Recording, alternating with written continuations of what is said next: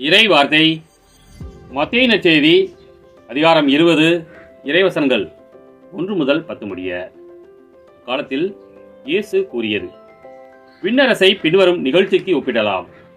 நிலக்கிழார் ஒருவர் தம் வேலையாட்களை வேலைக்கு அமர்த்த விடியற்காலத்தில் வெளியே சென்றார்.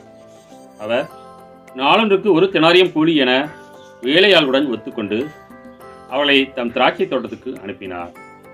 ஏறக்குறைய காலை 9 மணிக்கு அவர் வெளியே சென்ற பொழுது சந்தை வெளியில் வேறு சிலர் வேலையின்றி இருப்பதைக் கண்டார். அவர்களிடம், நீங்களும் என் திராட்சை தோட்டத்துக்கு போங்கள், நேர்மையான கூலியை உங்களுக்கு கொடுப்பேன் என்றார். அவர்களும் சென்றார்கள். மீண்டும் ஏறக்குறைய 12 மணிக்கும் பிற்பகல் 3 மணிக்கும் வெளியே சென்று அப்படியே செய்தார்.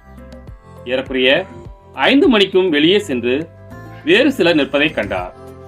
அவரிடம், நாள் முழுவதும் வேலை செய்யாமல் ஏன் இங்கே நின்று கொண்டிருக்கிறீர்கள் என்று கேட்டார். அவர்கள் அவரை பார்த்து, எங்களை எவரும் வேலைக்கு அமர்த்தவில்லை என்றார்கள். அவர் அவர்களிடம், நீங்களும் என் திராட்சை தோட்டத்துக்கு போங்கள் என்றார்.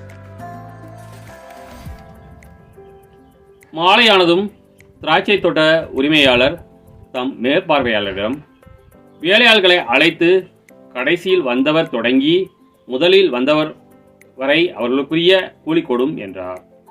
எனவே 5 மணி அளவில் வந்தவர்கள் 1 தெனாரியம் வீதம் பெற்றுக் கொண்டனர். அப்போது முதலில் வந்தவர்கள் தங்களுக்கு மிகுதியாக கிடைக்கும் என்று எண்ணினார்கள். ஆனால் அவர்களும் 1 தெனாரியம் வீதம்தான் பெற்றார்கள். அவர்கள் அதை பெற்றுக்கொண்ட போது அந்நிலக்கிழாருக்கு எதிராக முணுமுணுத்து, கடைசியில் வந்த இவர்கள் 1 மணி நேரமே வேலை செய்தார்கள்.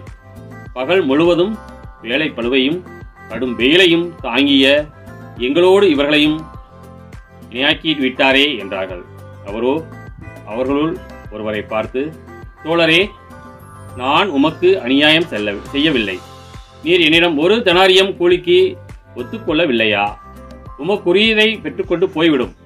உமக்கு கொடுத்தபடியே கடைசியில் வந்த இவருக்கு கொடுப்பது என் விருப்பம். எனக்குரியதை நான் என் விருப்பப்படி கொடுக்கக்கூடாதா? அல்லது நான் நல்லவனாய் இருப்பதால் உமக்கு பொறாமையா என்றார். இவ்வாறு கடைசியானோர் முதன்மையாவர், முதன்மையானோர் கடைசியாவர். கிறிஸ்துவின் நற்செய்தி.